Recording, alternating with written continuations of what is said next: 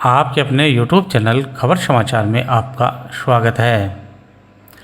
कुंड में डूबने से हुई युवक की मौत, मातमी दिनों के बीच निकले ताजिए। एक सप्ताह से बंद है घर घर से कचरा संग्रहण कार्य। आपनी योजना व सीवरेज योजना की जांच करवाने की मांग, मुख्य सचिव को लिखा पत्र। दिन भर की खबरों के लिए देखते रहिए खबर समाचार। मातम के पर्व मुहर्रम पर शहर में ताजिए निकाले गए। शहर में इस बार केवल 2 ताजिए निकले। ढोल ताशों की मातमी धुनों के बीच ताजिए अखाड़ों से रवाना होकर नगर के प्रमुख मार्गों से होते हुए घंटाघर पहुंचे, जहां युवाओं ने करतब दिखाए। गांधी चौक में विधायक मनोज मेघवाल, उप सभापति अमित मारोठिया, कांग्रेस नेता इद्रिस गोरी, बजरंग सेन, मुकुल मिश्रा सहित अनेक कांग्रेस नेताओं ने अखाड़ों के प्रमुख व्यक्तियों का सम्मान किया। इसके बाद ताजिए सब्जी मंडी, लाडू बस स्टैंड होते हुए ईदगाह स्थित करबला पहुंचे, जहां पर उन्हें सुपुर्द खाक किया गया। इस दौरान पुलिस जाब्ता तैनात रहा। वहीं मुस्लिम समुदाय के लोगों ने रोजे रखे तथा खुदा की इबादत करने के साथ ही दान पुण्य किया। मुस्लिम भाई लोग मुहर्रम का दिन पर ताजिए निकालते हैं। ताजिएदार जो थे उनका यहाँ गांधी चौक पर पहुँचने पर जो घाट है सुजानगढ़ का, वहाँ उनका स्वागत किया गया।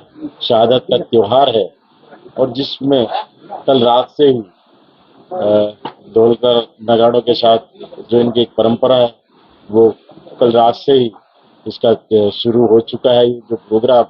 और इनका आज पूरे दिन से ये सुबह से ताजियों को लेकर घूम रहे हैं पूरे शहर में। और उसी क्रम में जब गांधी चौक में आए तो हम सब लोगों ने इन ताजिएदारों का स्वागत किया है। शहादत का त्योहार है तो अलग इसको मनाने का अलग थोड़ी सी इसकी परंपरा है, पर अपने देश में अलग अलग त्योहार अलग अलग तरीके से मनाए जाते हैं और उसी परंपरा में ये अलग जो इनकी परंपरा है उसमें इसको भी मनाते हैं और पूरे देश में इसका मनाया जाता है। तो उसी क्रम में हम लोग यहाँ गांधी चौक में आए। महाप्रथम मुहर्रम का महीना, जैसे जनवरी महीना होता है, वो मुहर्रम को बोलते हैं प्रथम महीना। इस्लामिक कैलेंडर हिजरी सन 61 ईस्वी सन 639 में इमाम हुसैन और उनके 72 साथियों को शहीद किया गया था। उसी की याद में शहादत के रूप में ये आज का दिन 10 मुहर्रम मनाया जाता है। इस्लाम, इंसाफ और सच्चाई को जिंदा रखने के लिए इमाम हुसैन और उनके साथियों ने इस बात की शहादत थी कि यजीद इब्न मुआविया की बादशाह की हुकूमत में जुल्म और सितम ढाए गए थे। उन्होंने ये कहा था कि हम आप हमारे साथ हो जाओ, हमारे साथ बैत ले लो, लेकिन उन्होंने मना कर दिया। उन्होंने कहा जब तक तुम ईमान और सच्चाई के साथ इंसाफ नहीं करोगे हम तुम्हारे साथ नहीं होंगे। इस बात को लेकर इमाम हुसैन और उनके 72 साथियों के साथ जंग हुई। एक तरफ 22,000 लश्कर और इमाम हुसैन और उनके 71 साथी, इमाम हुसैन सहित 72 साथी इस जंग में शहीद हुए। 3 दिन तक भूखा प्यासा रखा गया था। उसके बाद में उसको मैंने ये समझ कर सीखा है कि इमाम हुसैन ने सीखा है कि मजलूम होते हुए भी किस तरह जीत हासिल की जाती है। इस्लाम की बढ़ोतरी तलवार पर निर्भर नहीं करती, बल्कि हुसैन के बलिदान का एक नतीजा है। इंसाफ और सच्चाई को जिंदा रखने के लिए फौजों या हथियारों की जरूरत नहीं होती, बल्कि कुर्बानियां देकर ही जीत हासिल की जाती है।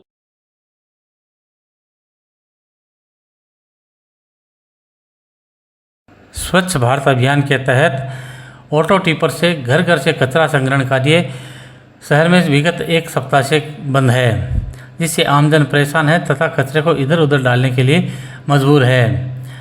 कचरा संग्रहण नहीं होने से स्वच्छ भारत अभियान की जहां धज्जियां उड़ रही है, वहीं गली मोहल्लों में कूड़े के ढेर लगने शुरू हो गए हैं।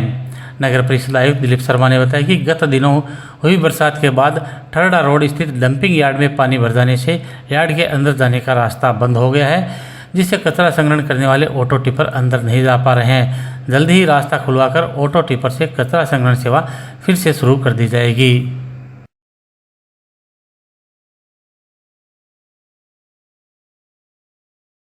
निकटवर्ती गांव जिंदासर में कुंड से पानी निकालने के दौरान उसमें डूबने से एक व्यक्ति की मौत हो गई।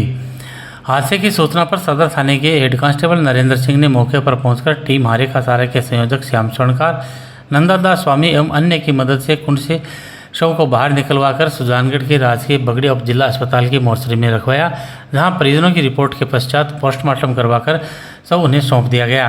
हेड कांस्टेबल नरेंद्र सिंह ने बताया कि मृतक के परिजनों ने रिपोर्ट दी कि प्रहलाद पुत्र श्रवण मेघवाल उम्र 30 वर्ष निवासी जिंदासर अपने ताऊ के खेत में बने कुंड से पानी निकाल रहा था। इसी दौरान उसका पैर फिसल गया और वह कुंड में गिर गया, जिसमें डूबने से प्रहलाद की मौत हो गई।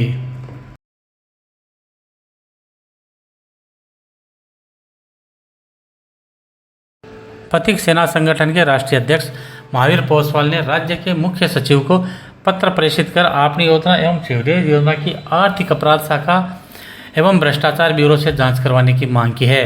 पोसवाल ने पत्र में आपनी योजना का जिक्र करते हुए लिखा है कि यह योजना वर्ष 2013 में शुरू हुई, जो सुजानगढ़ व रतनगढ़ को मिलाकर लगभग 971 करोड़ रुपए की थी, जिसमें आधी राशि सुजानगढ़ क्षेत्र में खर्च होनी थी।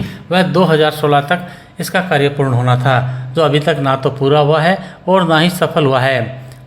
पोसवाल ने बताया कि आपनी योजना के तहत बिछाई गई पाइपलाइनों में हजारों लीकेज है तथा अनेक स्थानों पर पाइपलाइनों का आपस में मिलान भी नहीं किया गया है। पोसवाल ने पत्र में बताया कि 119 करोड़ रुपए की अमृत योजना का कार्य वर्ष 2017 में शुरू हुआ था, जो घटिया सामग्री, अकुशल इंजीनियरों, सरकारी कर्मियों व राजनेताओं की मिलीभगत से भ्रष्टाचार की भेंट चढ़ गई। शहर में जगह जगह सीवरेज के चैम्बर ओवरफ्लो होने से गंदा व बदबूदार पानी सड़कों पर फैल रहा है।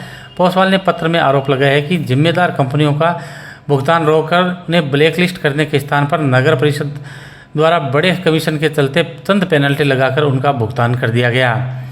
पोसवाल ने बताया कि 1 माह में समस्या का समाधान और कार्यवाही नहीं होने पर वे इस मामले को लेकर न्यायालय में जाएंगे।